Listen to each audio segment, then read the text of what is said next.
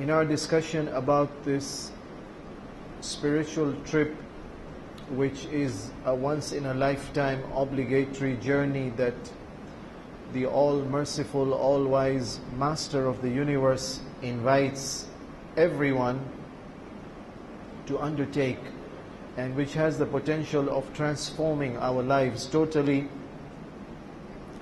And in order to facilitate this journey, He grants some of us extra wealth, proper health, removes restrictions from the path to travel. And those of us who are spiritually alive are able therefore to hear this call, to respond to this call, and to muster the necessary energy to undertake this journey. And we shall be starting this journey, inshaAllah, in the holy city of Medina, where we'll get the opportunity to pray in the Masjid of the Prophet ﷺ, to visit the graves and pay our respect and commitment and loyalty to the path of the Prophet and of the holy progeny of the Prophet ﷺ. Once we are ready to start the journey, we will proceed to the miqat, enter into the state of ihram, and we will observe the restrictions from affectionate behavior to beautification to clothing to defense activities to ethical restrictions. And then once we enter the haram, we will proceed to Masjid al-Haram for the next act of ibadah, which is tawaf. And we discuss the conditions and the preparation for tawaf, the procedure of performing the tawaf, and the problems that we can face in tawaf, let's say if there are interruptions or there are doubts that can arise in tawaf. The next obligatory act now in Umrah Tamattu' as part of Hajj is the Salat al-Tawaf. After completion of tawaf, you need to appreciate that if tawaf is an ibadah, it is necessarily connected to Salat al-Tawaf, because tawaf is almost like a salah. So observe that the conditions required for salah are there in tawaf. The conditions of tahara, for example. The procedure of the tawaf, that you need to be facing the qibla. The clothes that you're supposed to wear are exactly of the requirements for salah. And some of the conditions or situations which invalidate the salah are also the same that invalidate the tawaf. So in addition to tahara, the niyyah is required for the ibadah of tawaf. The facing of qibla, in that in every step we need to turn towards the holy house. And basically in the Quran, in Surah Hajj, Allah says, and He instructs Ibrahim and Ismail alayhim as-salam, وَطَهِّرَا بَيْتِيَا, and purify and cleanse and prepare my house, لِلطَّائِفِينَ وَالْقَائِمِينَ وَالرُّكَّعِ السُّجُودِ. This house has been designated and you have been appointed to carry out the task of building, reconstructing at the place identified and specified for you this house, so that the worshippers may come to do the act of ibadah of tawaf and qiyam and ruku' and sujood. This is the purpose of the construction of this house. So Salatul Tawaf is necessarily connected to tawaf, because that's the purpose for which this house has been built. However, the Salatul Tawaf cannot be performed anywhere in the Masjid al-Haram. There's a special place known as Maqam Ibrahim.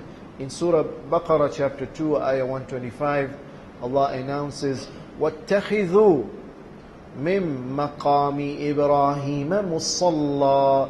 Your salah should be near the Maqam Ibrahim. So let us look into the details of the Maqam Ibrahim. This is the covered structure of the Maqam, and notice the pilgrims praying behind the maqam. Inside the maqam, if you get an opportunity to look carefully, there will be the imprints, the foot imprints of Prophet Ibrahim alayhi salam. It is said that this is the place where he stood to construct the Kaaba, or this is the place he stood to announce to mankind the obligation of coming for Hajj to the Kaaba. The position and the place where Ibrahim alayhi salam performed this sacred task of constructing this house of purity and tawheed, or the position of Ibrahim alayhi salam where he is now the medium to invite mankind, that he has been chosen as that messenger who in his lifetime was tested at several stages to prove his pure submission and total submission to God, and therefore he becomes the means to invite everybody else to God. We are supposed to take that maqam as our imam.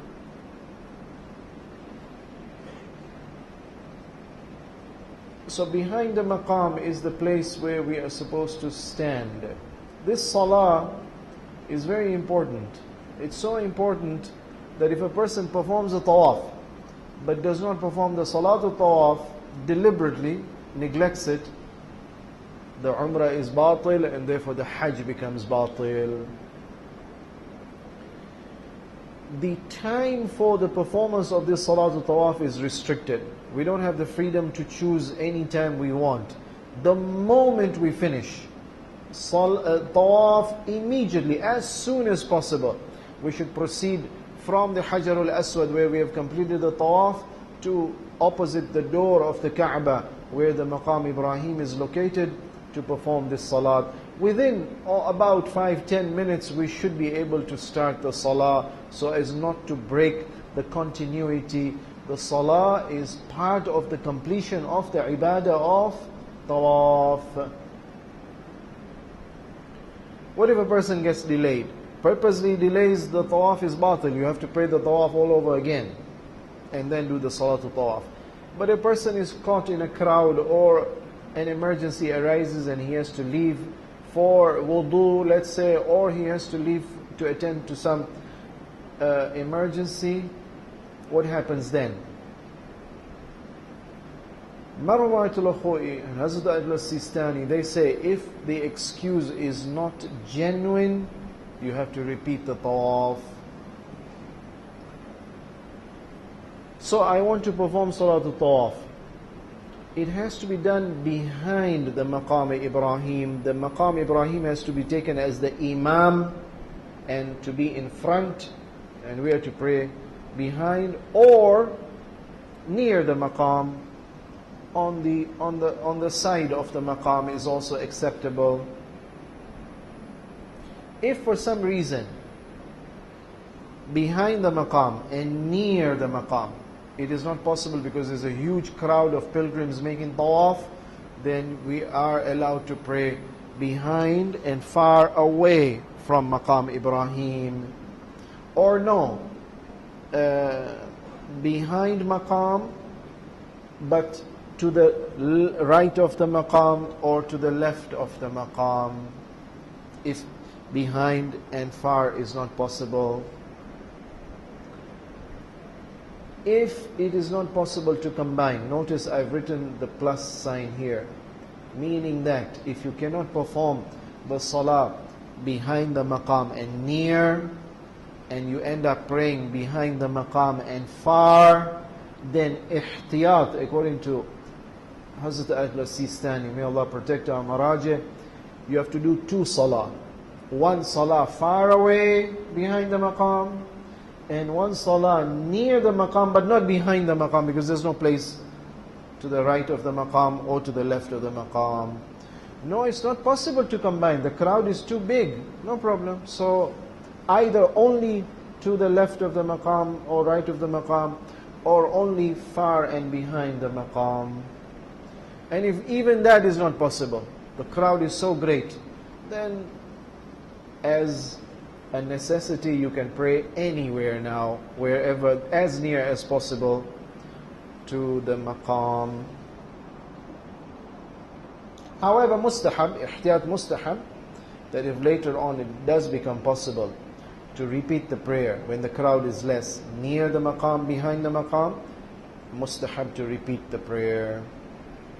So let's say you have to go far away behind maqam Ibrahim, the crowd is big, so pray far behind, and if possible to the right or to the left of the maqam. Sometimes the crowd is less, you can go very near the maqam, no problem. It's timing. Timing is crucial. One of the tricks you'll have to learn, and one of the tips that you have to apply, is timing. On days when there is no peak crowd throughout, the normal days, you would expect timings of the day when there's a peak and a low crowd, or a lesser manageable crowd.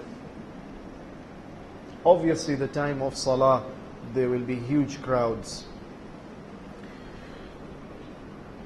One important rule that has to be kept in mind is that tawaf is permissible for male pilgrims and female pilgrims to do it side by side. And even, God forbid, they end up touching each other, of course behind the hijab of the woman and behind the dress of the male pilgrim, not skin to skin touch, that's haram, that for that there's a kafara. If it's unavoidable, as far as possible the person should avoid getting squeezed so much.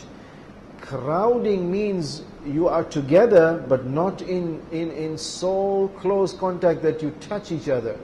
Crowding means you're together and collectively performing the ibadah. For tawaf it's allowed, but for salah it's not allowed. So the fatwa is, when you pray salah behind maqam Ibrahim, Hazrat Ayatollah Sistani says, if you can avoid the crowd, you must avoid and keep a distance from the female, the male from the female and the female from the male. However, if it's unavoidable, everywhere you look around, there's nothing but crowd.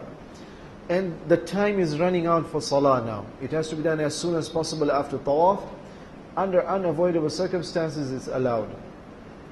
Hazrat Ayatollah Khoi Marhum says, no, as far as possible, keep a distance, one span. One span is the distance between the outstretched little finger and the outstretched thumb, which is on average about 23 centimeters or 9 inches. That minimum distance has to be kept between the male and the female. Obviously, as far as possible, this distance should be observed. However, so the trick I observe is that as soon as possible you complete the tawaf, go and find a suitable place behind maqam Ibrahim. Normally there'll be other people praying, so if you don't find a place near the maqam, just go and stand and shadow someone. Stand nearby that person. They will finish the salah in the next few minutes. And if they finish the salah and they start making dua, that dua is mustahab, not wajib. Samahani, tariq ya hajji tariq. So you excuse me, I would also like to pray. You request politely and you take that place. Find a place, if you're a male, in a male crowd. For a female, find a place near the female crowd. If you start in the right place, later on somebody of the opposite gender comes and prays near you, lesser than one span, it's not your problem, it's their problem. So I want to pray Salatul Tawaf behind Maqam Ibrahim. How to pray? It's a 2 rak'ah prayer. Just like the Fajr prayers, you have a choice to recite the Fatiha in the surah loudly, or you can recite it in whispers. Can we pray it in Jama'ah? Marhum Ayatollah Khoi says, no problem, you can. Hazrat Ayatollah Sistani says, no, it would be permissible if a person, the pilgrim, has not yet managed to correct his or her recitation. That reminds me, the whole purpose for which we requested Ma'alim to come here and give us the practice of recitation is because if the salah is not prayed with the proper pronunciation, it is batil if the pilgrim can correct and doesn't correct. So I would advise those people who may be a little hesitant or lack confidence in their recitation, just take some time with the ustaz and recite to him, let him verify and check that your recitation is correct. So if you can't pronounce it correctly, you must take time to learn the correct pronunciation. We had a pilgrim who came from some other country. He joined us in the group a few years ago. So we were sitting in the bus going from the building to the haram, and he says, Sheikh, can you listen to my recitation? And I heard his recitation, he was making mistakes. So I tried to correct him, but within that short time period till the haram, he could not correct his recitation. And I said, no, we're not in a hurry to do the tawaf and the salatul tawaf immediately on arrival in Makkah. You have time till just before the day of departure from Makkah to go to Arafah or Mina. That's the time you need to have completed your wajibat of Umrah, which is tawaf, salatul tawaf and sa'i. So no problem, take a few hours, practice. I will come and listen to you again. If your recitation is good enough, you can go ahead. He tried. After a few hours, I discovered that despite his efforts, it seems that he has a handicap, a disability in being able to pronounce correctly. Sawa, so if you can't correct the pronunciation of the whole surah, and you can do it as much as you can, most of the surah, no problem. That is your capacity. You have tried your best, and God will accept your best. Yes, there is a unique situation which is exceptional. I don't think so we have yet come across, but if there is this situation, we will guide what to do for the correct recitation. So the salatul tawaf, I'm skipping the mustahabbat, which surah is mustahab to recite. For the salatul tawaf, the 2 rak'ah salah, you make the niyyah obviously that I'm praying 2 rak'ah salah. Salatul tawaf is part of my Umrah tamattu', which is part of my Hajj, whether it's my wajib Hajj or mustahab Hajj, whether it's for myself or on behalf of somebody else, and whether it is ma fi dhimma Hajj or a wajib Hajj or a mustahab Hajj, qurbatan ila Allah, Allahu Akbar. That should be the niyyah. Like I said before, it is not wajib to pronounce the niyyah. Mustahab, better to do so, because these are all once in a lifetime wajib activity. You don't want things to go wrong. Better to pronounce it loudly. If we want to appreciate the spiritual significance of these 2 rak'ah salah, consider this hadith which says that make maqam Ibrahim your imam, waj'alhu imama, or waj'alhu amamak, keep it in front of you, make it the imam. So it's as if I'm committing myself to follow the path of Ibrahim alayhi salam, who declared his belief in Tawheed despite the society of shirk that he lived in. He fought against the idols, he smashed the idols, he, if necessary, he migrated away from the land of shirk. If necessary, he settled his family, Hajar and the son Ismail alayhimus salam, in the isolated, desolate land of Makkah. He was challenged and tested to sacrifice even his son, not only separate from his wife and child, but now sacrifice his growing son. And he did that. After all of this, he was chosen to become the imam. Now I'm declaring my commitment to follow this path of this imam. Wahmadillah, praise God, wathni alayhi, and continue to glorify him. وصلي على محمد صلى الله عليه وآله واسأله أن يتقبل منك, and then pray that, oh Allah, I've come from so far, I've tried my best, I don't know whether I've fulfilled my obligations, but you are generous, you are kind and magnanimous to accept even those offerings which are incomplete. رَبَّنَا تَقَبَّلْ مِنَّا إِنَّكَ أَنْتَ السَّمِيعُ الْعَلِيمُ. This was the dua of Ibrahim alayhi salam once he completed the construction of the Kaaba. Mustahab to recite Surah Tawheed in the first rak'ah. Mustahab to recite Surah Kafirun in the second rak'ah. Salatul Tawaf behind the Imam Ibrahim is declaration of Tawheed and submission to God and God alone, and bara'ah from the Kafirin and the Mushrikeen. وَاتَّخِذُوا مِن مَقَامِ إِبْرَاهِيمَ مُصَلَّى. And again, to appreciate the spiritual significance of Salatul Tawaf, look at this dua. Once we complete the 2 rak'ah salah, mustahab, if time allows, and if you are not overcrowding other people and stopping other people from praying behind Maqam Ibrahim. Otherwise, this is a mustahab sajda. You can stand up, go in any other uncrowded area of Masjid al-Haram and make this sajda. سجد لك وجهي تعبدا ورقا لا إله إلا أنت حقا حقا الأول قبل كل شيء والآخر بعد كل شيء فها أنا ذا بين يديك فاغفر لي ذنوبي فإنه لا يغفر الذنب غيرك واغفر لي فإني مقر بذنوبي على نفسي ولا يدفع الذنب العظيم غيرك. Declaration that He is the absolute master of the universe. I'm nothing but a humble servant, and therefore before you, despite all my efforts, yet I am making mistakes and I am prone to error and sin, and only you can forgive me. After I showed my commitment in tawaf to obey you and you alone, after I showed my commitment in praying behind the Imam Ibrahim alayhi salam, now I humbly ask for forgiveness.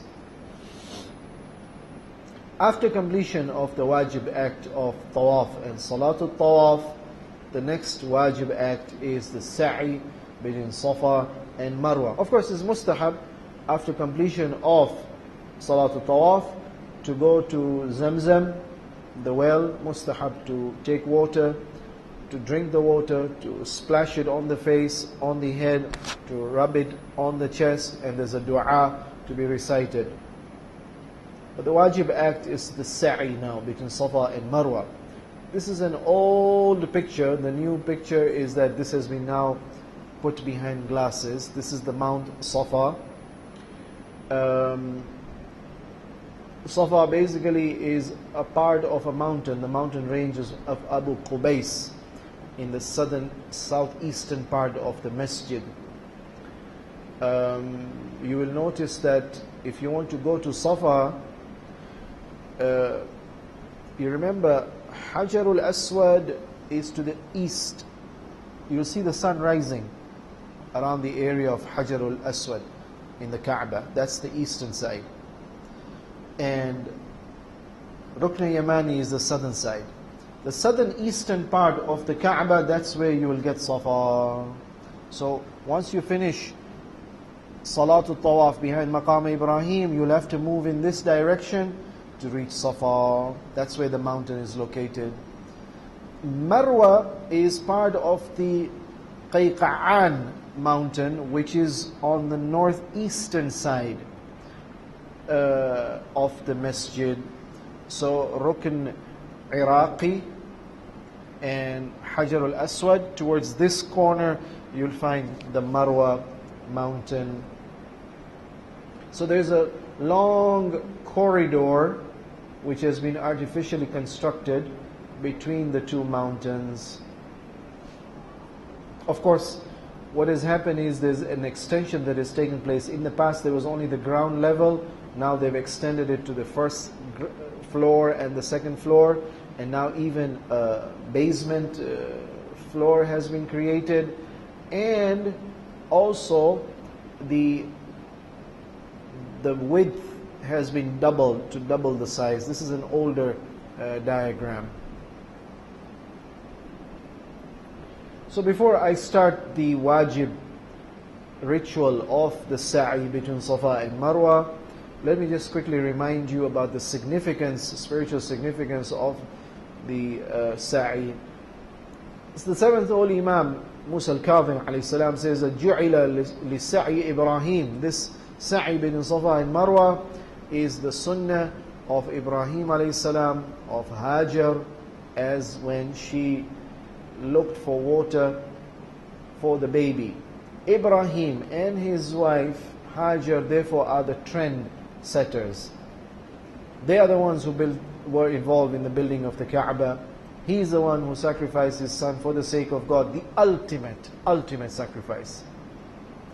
And therefore this man is pure, this man is holy. Everything he says is to be followed. Everything he does is to be followed, if we want to reach that level of closeness to God.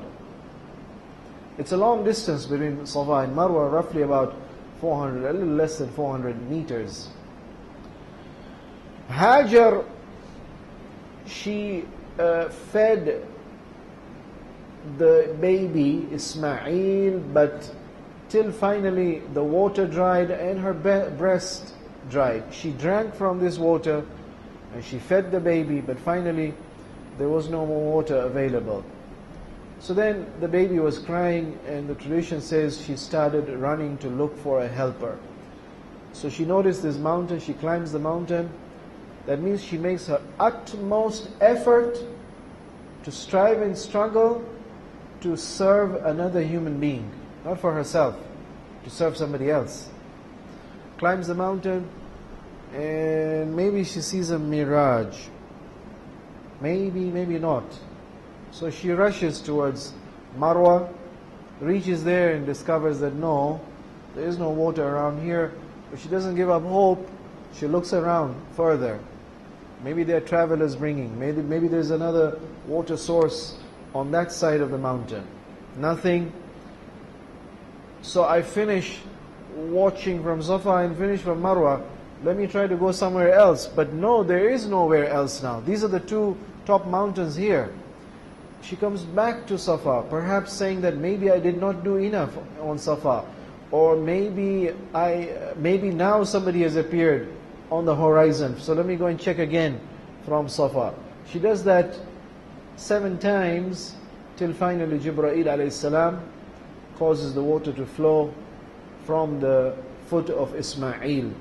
The spirit of struggle, of sacrifice, of serving somebody else.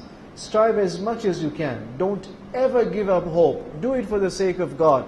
The same God who brought you here, the same God who gives you rizq, is the same God who can supply you with water from an unexpected source. Hajar did not find water by herself.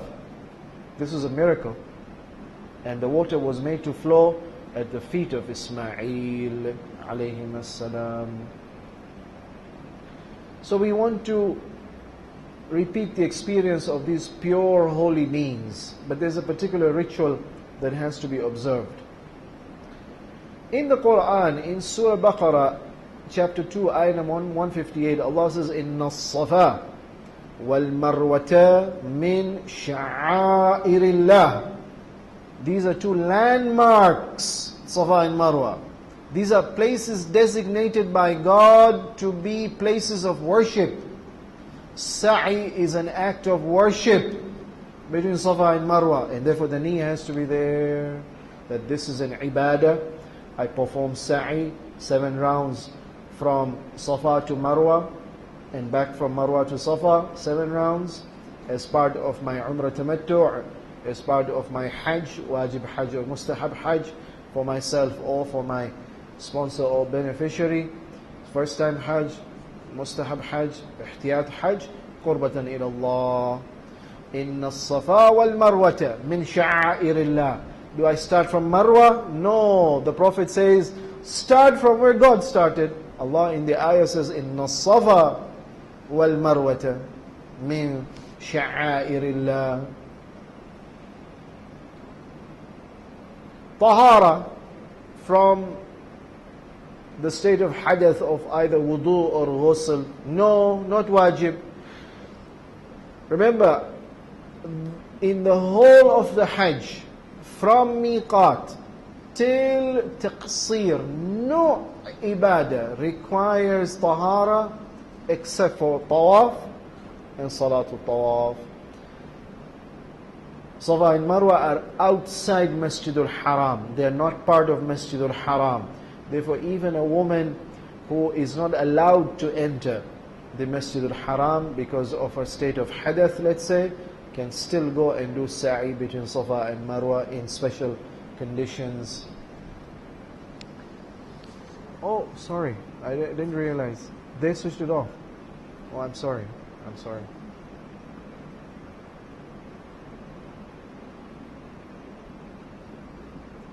So tahara for sa'i between Safa and Marwa is not a requirement, but definitely mustahab to be in the state of wudu or even ghusl if applies. What about tahara from najasa? Blood, let's say. It's not a requirement for the validity of sa'i, the ibadah of sa'i. Yes, it's a requirement for the validity of tawaf.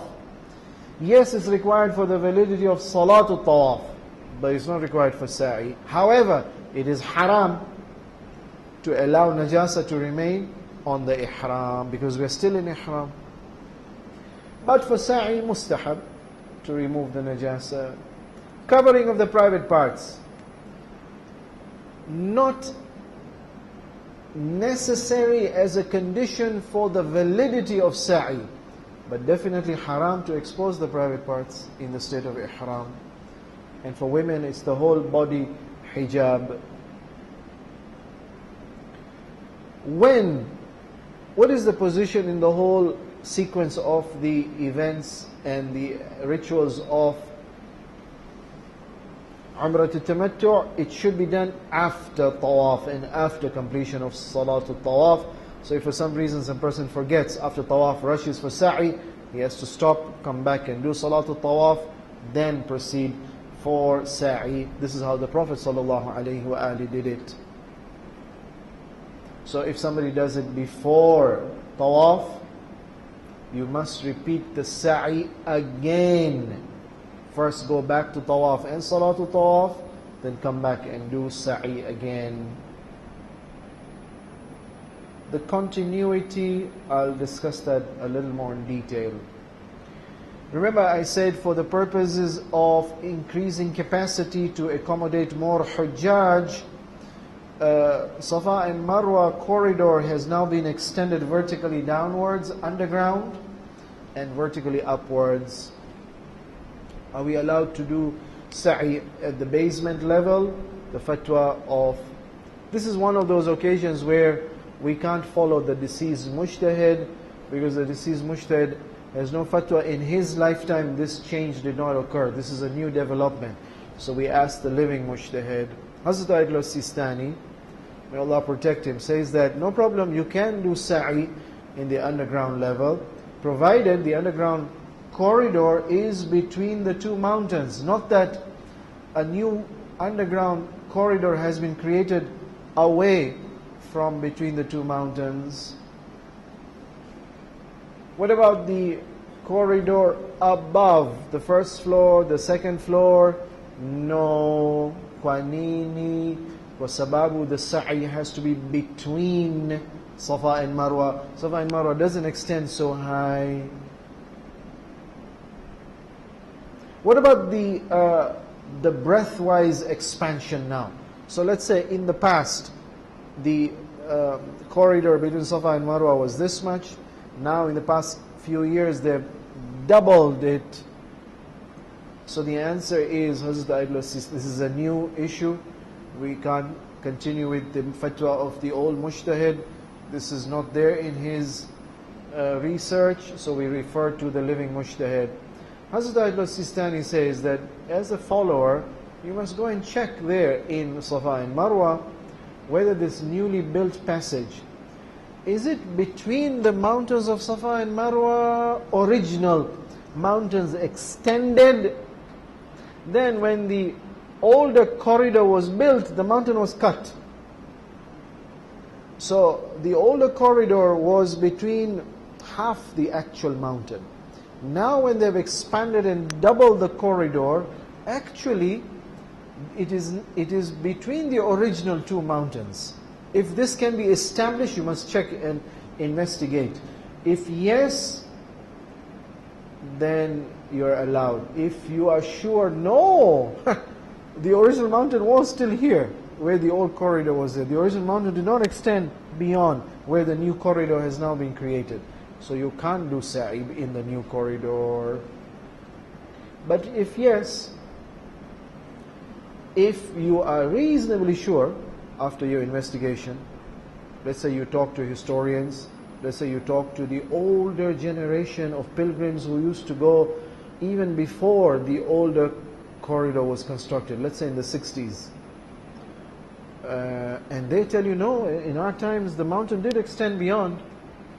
So if it can be verified, and if you can't, even if you look at the fatwas of other mujtahids, and the other mujtahids have done the necessary research, historical, geographical research, and they have reached the conclusion that the original mountain did extend, no problem, you can do sa'i in the new corridor. So we check the fatwas of the other mujtahids.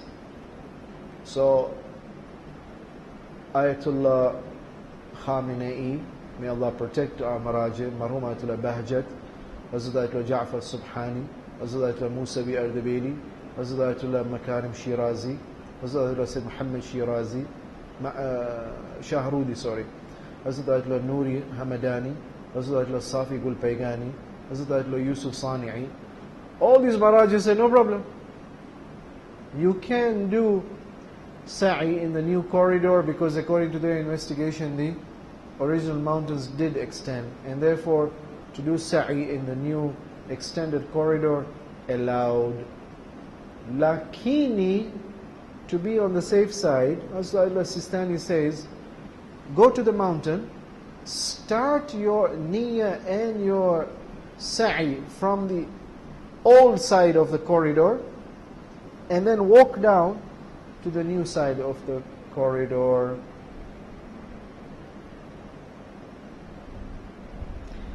And try to be as near, in the new corridor, try to be as near the middle, that means the older corridor, because according to the investigation of some mujtahids, in fact, the new corridor, the inner part of the new corridor is part of the older corridor. This is the older picture, not the newer extension. So in the older construction, this was the corridor for movement from Marwa to Safa. And here, this is, Safa is here, above here. The picture is taken from Mount Safa.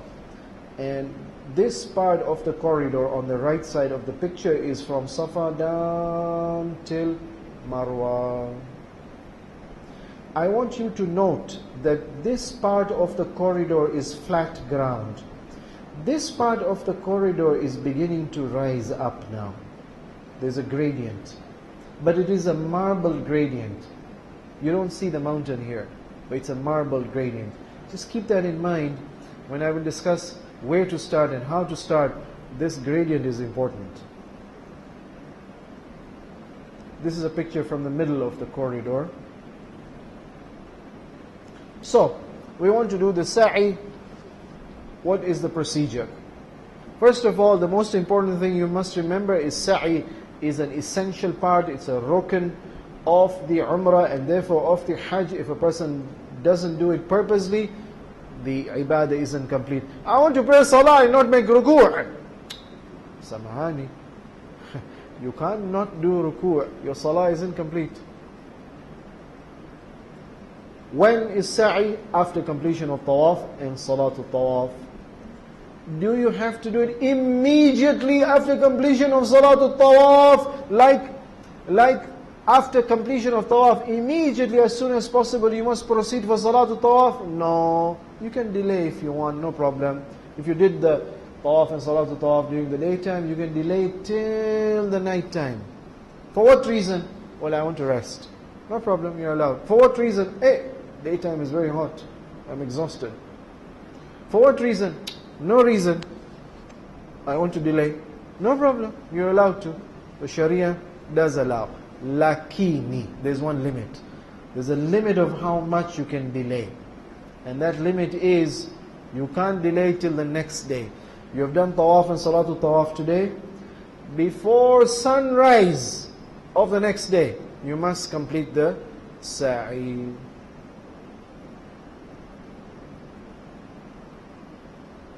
So how do I start? I go to the Mount Safa, I make my niyyah there, and I start my first round. Notice that the mountain has a gradient which is marbled, and then there is the dark mountain area. In the past, the mountain area was open and exposed and accessible. Pilgrims could climb. Now it has been blocked. There's a glass shield all around the mountain. Nobody is allowed to access the dark side of the mountain, the dark surface. So the maximum you can climb on Safa is the marbled gradient. That is the mountain already. In the past, if we have somebody amongst the older, elderly Hujjaj, in the past, it was a very rocky terrain. And in order to facilitate, in the past they constructed something like steps on the mountain. Now with these new facilities, they've marbled it and made it easier and more convenient for the Hujjaj to climb. So if we are up that gradient, we are already on Mount Safa, no problem. Make your niyyah and begin your round. The round must begin with 1 foot. It must begin from the foot of Mount Safa. My wudu must be from the elbow. But to make sure I've started from the elbow, I start a little above the elbow. To make sure I've started tawaf from Hajarul Aswad, I start a step before. Likewise, to make sure I have started the sa'i from Safa, I don't start from the foot. I start with a few steps from on the mountain, that gradient, marble gradient, that's enough. The higher I go, better, but not necessary. And then I move till Marwa, and that's 1 round, and then back from Marwa to Safa, 2nd round, onwards till I complete the 7th round at Marwa. Do I have to climb the mountain? On the first part of the mountain, yes, wajib. Further, mustahab. How am I to now move? Am I allowed to walk or take a ride? I'm allowed to take a ride, no problem. The Prophet ﷺ, he was almost 62 years of age at the time when he did the Hajjatul Wida', and he rode on a camel in that old terrain between Safa and Marwa. Riding is allowed, but walking definitely is better. But if you're going to ride, the Prophet controlled his camel. So if you're going to use the wheelchair, you better make sure you can ride your own wheelchair. Unless, of course, I heard now there are mechanized, motorized wheelchairs that you can control, but you have to pay a good amount of, I don't know how many riyals. 500 riyal, I don't know. So if somebody wants to take a ride, allowed, but pay for it. Provided you can control the movement of the mechanized wheelchair. Once you reach a place, to walk definitely is better. Once you reach a place known as the Manara, there are some green lights you'll see. Green lights that you'll see in the corridor. It is mustahab to trot between those 2 points.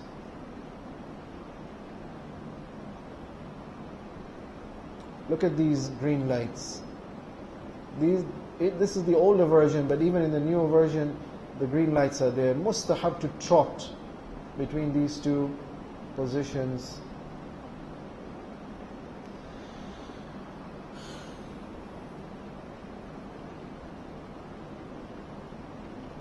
Once I start moving from Safa and I want to go to Marwa, my orientation.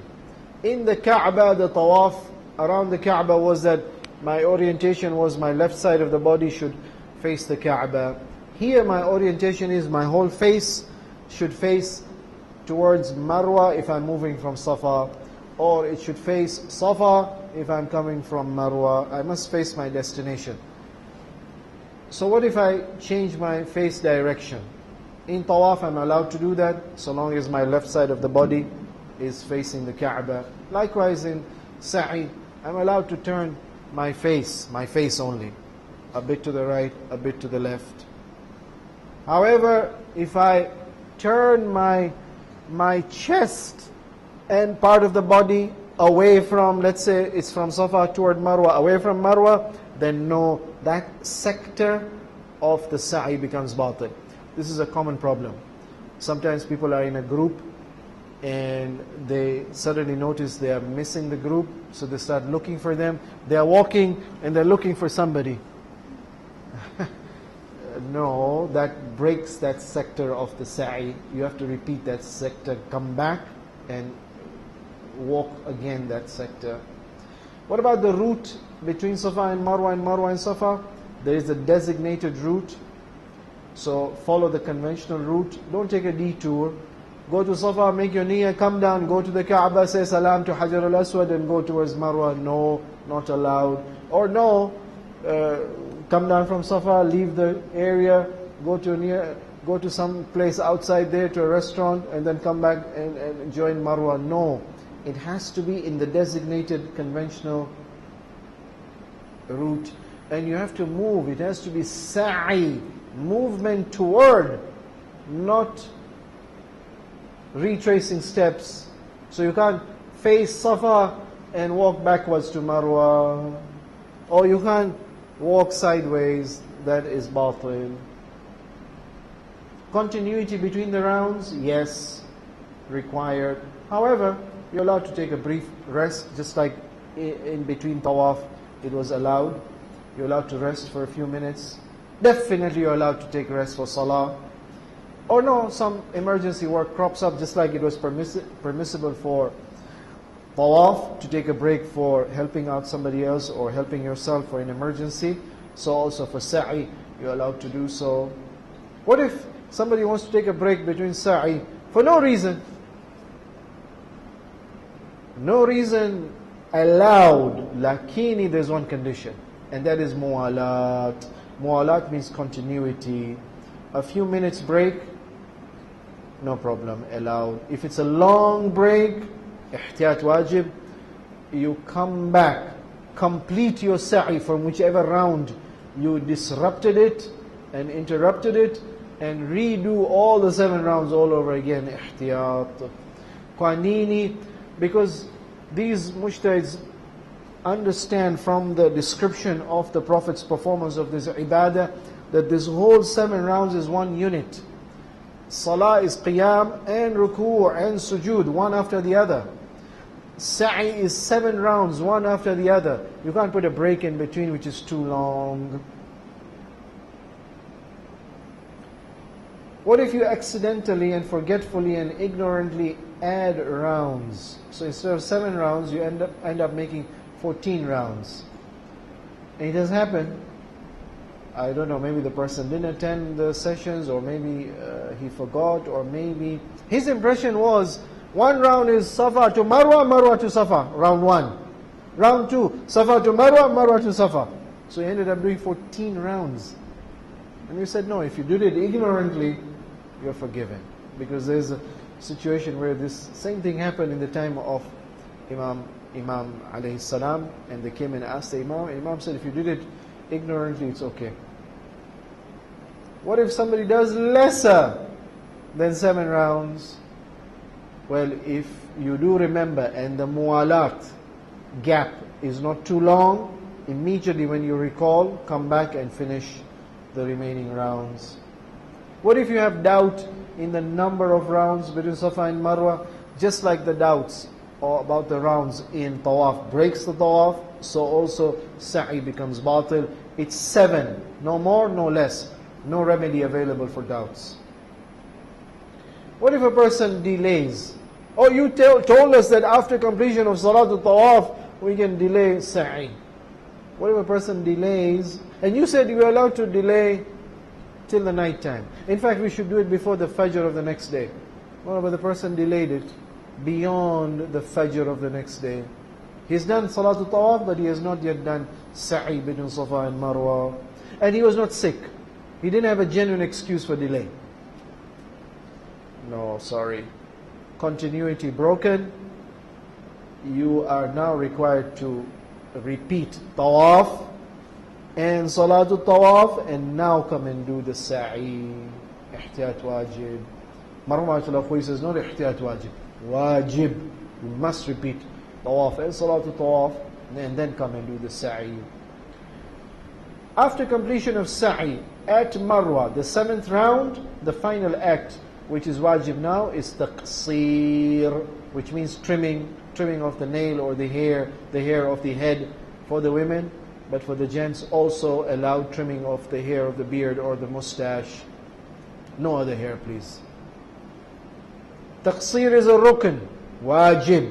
If you don't do taqseer, your ihram is not complete, and therefore your umrah tamattu' is not complete. It's an act of ibadah. The whole of umrah is an ibadah. وَأَتِمُّ الْحَجَّ وَالْعُمْرَةَ لِلَّهِ. In Surah Baqarah, ayah 196, Allah says, you must complete the Hajj for Allah's sake, in obedience to Allah, to win His pleasure, to be protected from His punishment. So niyyah is important. I'm now doing taqseer as part of my umrah tamattu' to release myself from the restrictions of the ihram, as part of my Hajj, wajib Hajj, or mustahab Hajj, or ihtiyat Hajj, for myself or my sponsor or beneficiary, qurbatan ilallah. Niyyah has to be done. How do you do it? Simple. You either cut and trim your hair of the head or of the beard or of the mustache. For women, definitely only of the hair, of the head, sorry. It has to be cut with the proper scissors. Unavoidably, if there's nothing else you can do to cut, you can use other means to cut. Can I pluck after the niyyah? No. Taqseer is not plucking. Taqseer means shortening. Taqseer means therefore cutting. The very act means trimming and cutting. What about nail cut? Some mujtahids allow. Hazrat Ali al-Sistani says no. Ihtiyat wajib. You want to trim your nails in the state of ihram, haram. Though you're not out of ihram as yet, because you've not done taqseer, and taqseer is not valid by trimming nails. First, trim the hair, and then you can trim your nails, because now you're out of ihram. Am I allowed to shave for the males the head instead of trimming the hair of the head? No, that is for Hajj tamattu', not Umrah tamattu'. And if somebody violates this principle, haram plus a kafara. When should taqseer be done? After completion of the 7th round of Sa'i. Where should the taqseer be done? Anywhere.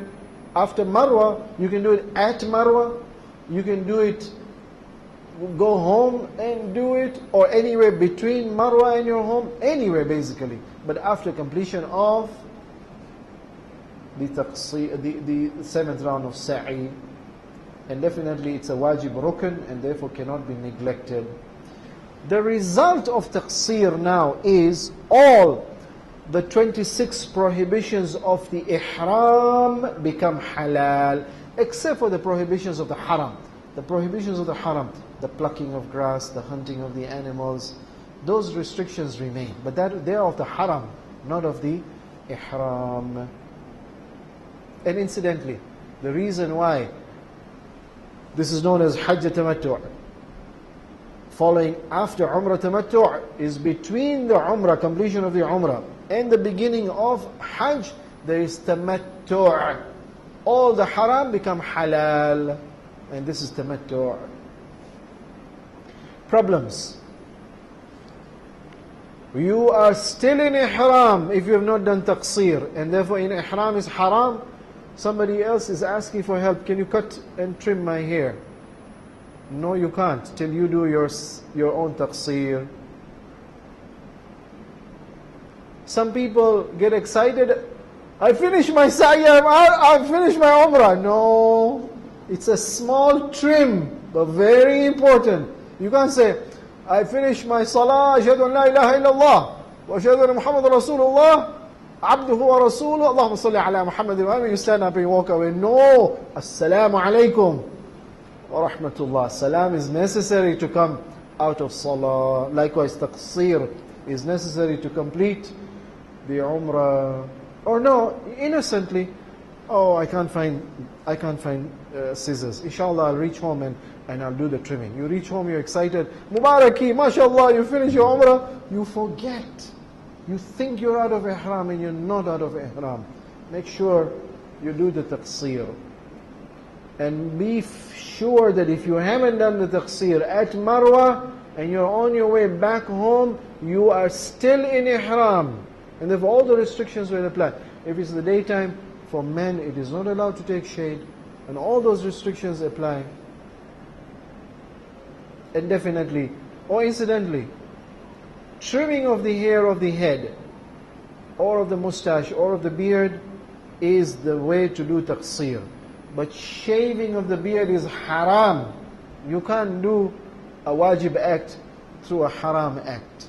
You can't break your fast by, God forbid, drinking alcohol. It's haram. You can't break your fast through that process. Question: what is the spiritual significance of doing taqsir? Perhaps after completion of this whole process of preparing to visit the house of God, and therefore at every step doing tawaf pardons our sins. Salatul tawaf, we ask for pardoning of our sins. After completion of sa'i, the riwayah says, Man sa'a bayna safa wal marwa kharaja min dhunubihi. You are out of all your sins. You are a cleansed, purified, pardoned person. You are reborn. Oh, what is the sign I have been reborn? If I could take off my skin and wear a new skin, I would do it. I can't. I'm just going to trim the old hair, the sinful hair. This hair doesn't belong to me. Go away. I've got new hair. I'm a new person. Maybe taqsir is an announcement of our new birth. So we're cutting off part of our old sinful body.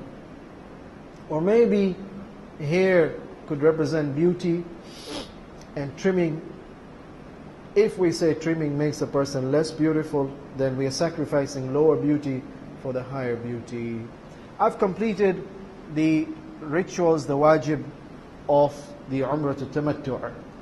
Tomorrow, inshallah, we'll discuss the rituals of Hajj Tamattu'. But there are some issues that I need to remind you about what should be done in Mecca. But these are mustahab. Some of them are wajib, but most of them are mustahab. So I'll take a pause, take your questions, and then I'll complete this. Are there any clarifications about Umrah? Yes, please. Yes. Yes. Yes. That's correct. Oh no, that is unavoidable. That means what you have done is you have started a few hours before Fajr. You needed a few hours to complete Tawaf and Salatul Tawaf and Sa'i, and therefore it's already into Fajr time. If it's unavoidable, there's no problem. The problem is you complete before Fajr Salatul Tawaf. There is enough time for an average person, or no, even a sick person slowly doing sa'i, to do the sa'i before Fajr and doesn't do it before Fajr. That person is culpable. Yes. Yes. Yes.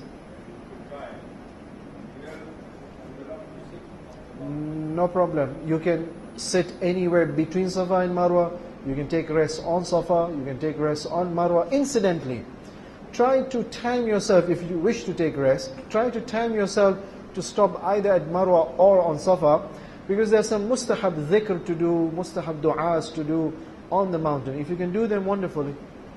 Preferably to do it before you start the sa'i, but you can even do it in between the rounds. Mustahab to repeat those zikrs even between the rounds. Yes.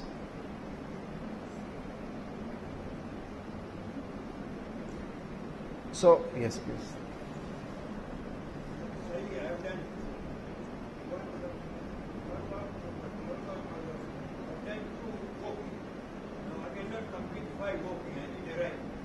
No problem, you're allowed to. Because you are allowed to ride from the beginning, but you chose to walk, which was better. But now you've discovered that midway you can't walk. You can either take rest and continue walking, or you switch to riding, no problem. You're allowed to do that.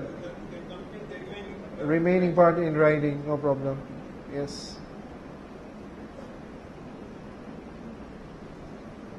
The only condition is you must be able to control your own ride. Unless you are so disabled that you can't control your own ride. Therefore, yes, you are allowed to be... No, that is not allowed. Unless you are totally disabled and there's simply no way for you to move your wheelchair by yourself. Of course, there's a difference of opinion. Hazrat al-Khoi says, no problem.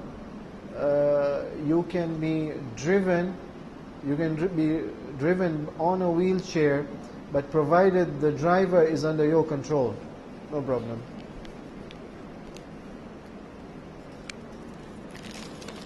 The question from the ladies is, you say the husband and wife are not even allowed to hold hands while doing tawaf. So who shall be the helper to a wife? Either old wife or young wife? No, I didn't say that you're not allowed to hold your wife's hands totally. What I said is you're not allowed to touch her with lust. If you can touch her without lust, no problem. And if, God forbid, during the touch, lust enters your mind or heart, immediately release. Once your lust is over, you can touch. Again, release. It depends, it's a test for you. You can't control yourself, get another lady to help her if she's old. Is plucking the eyebrow haram? Normally, not in the state of ihram. In the state of ihram, definitely. Normally, no, if it is not plucking to the point where the person becomes totally stripped of an eyebrow, then there should be no problem. So if you allow me to quickly finish the mustahabbat of the stay in Mecca. One quick reminder. You must now make a note somewhere that in the Umrah Tamattu', you are in the state of Ihram. If you had some violations of the restrictions of Ihram, there's a kafara to be paid. A goat, make a note. So either you pay in Mecca, or you can pay the kafara once you come back to your hometown. People tend to forget sometimes. The rules of prayers will apply the way we discussed in Medina, whether you pray Qasr or you pray Tamam. It depends on the number of days that you will be staying in Mecca before your departure to go to Arafah. There are some restrictions. Haram for the males to shave their head between the Umrah and Hajj Tamattu'. Haram to do Umrah Mufrida. And also haram to leave Mecca. And there are some mustahab acts to be performed. Tawaf is mustahab, salah is mustahab in Masjid al-Haram. And if nothing else, just to look at the Kaaba is an act of ibadah. Let me explain a little more in detail. Kaffara is any violation of the ihram which is done purposely and deliberately, not forgetfully or ignorantly or accidentally. That has no kaffara. However, there are some restrictions. If violated even accidentally, still there's a kaffara. Hunting doesn't apply to us, and sa'i, to leave it incomplete and then to violate the restrictions of ihram, even if a person does it accidentally, kafara has to be paid. For the followers of Marhum Ayatul Khoi, rahmatullah alayh, if you take shade at night for the gents, ihram does apply, even if you say it was unavoidable. I couldn't find an open roof car. It was unavoidable. I was a sick person. Doesn't matter. Pay kafara. Hair fall. Interesting. If you swipe your head and hair falls off, kafara. But the kafara is not a goat. For every strand of hair that falls off, there's a kafara. One handful of food to be given to the miskeen. So keep a counter now of the hair fall also. Salah in Mecca. Mustahab to pray in Masjid al-Haram. The riwayah of the Holy Prophet sallallahu alaihi wasallam and the 5th Imam and the 6th Imam is that as-salatu fil Masjid al-Haram ta'dil 100,000 salah.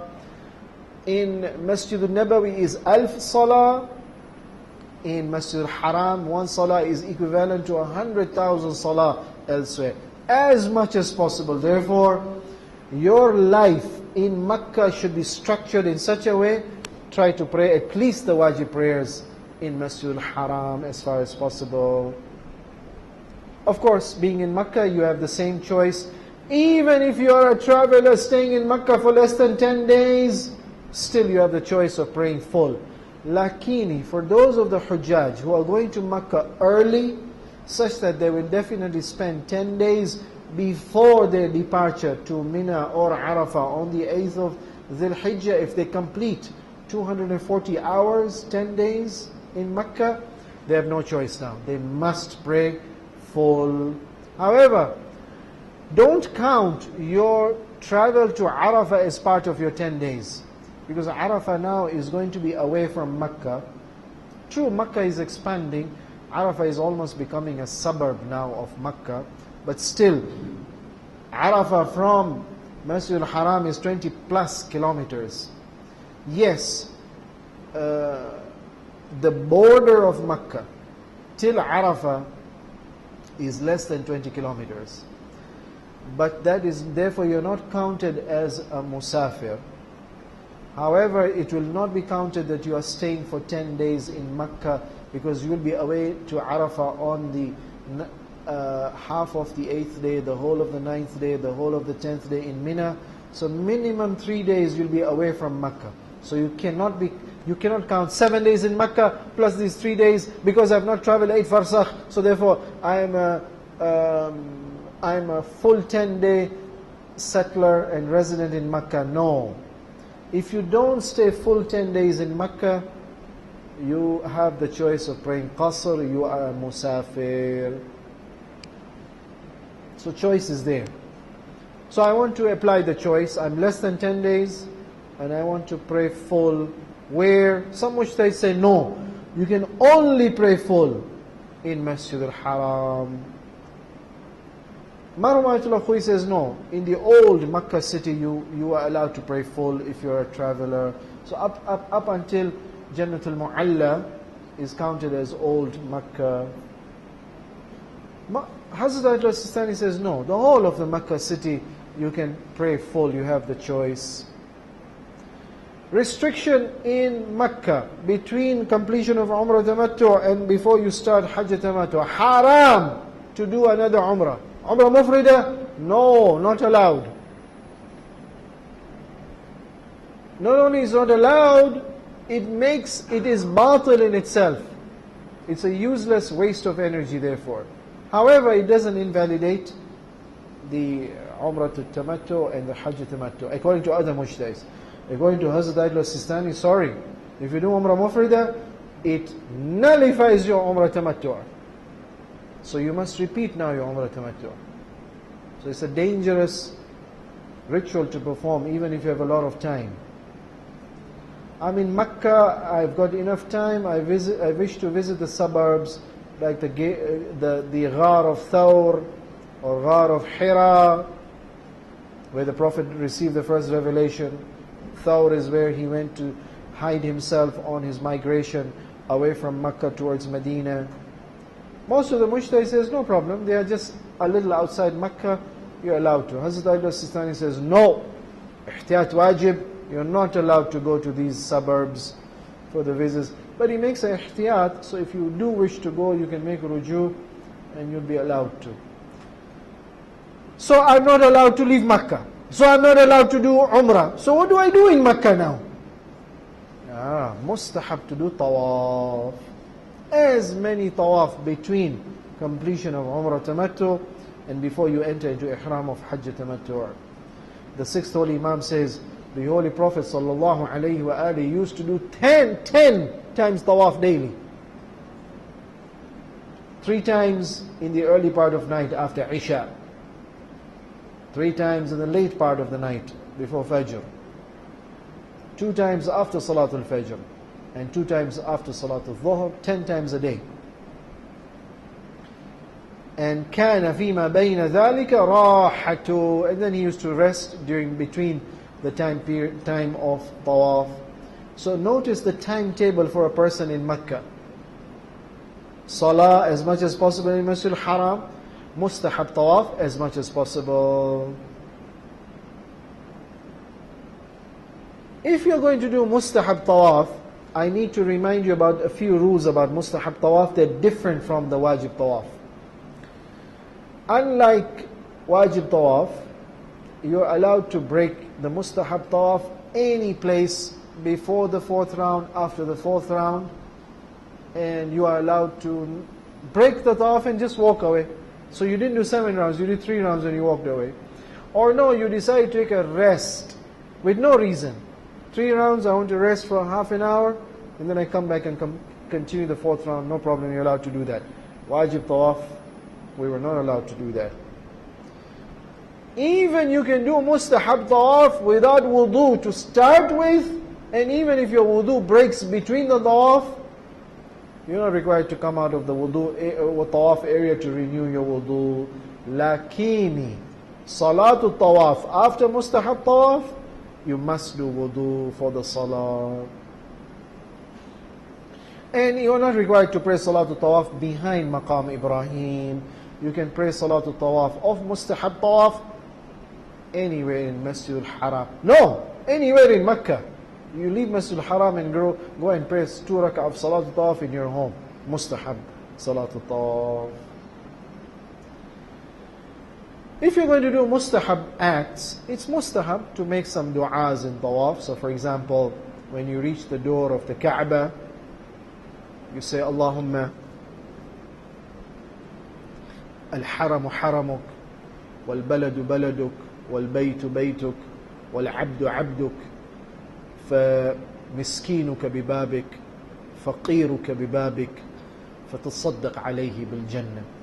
Oh Lord, this haram is your haram. I came here with ihram, now I'm out of ihram, I'm in a mustahab state.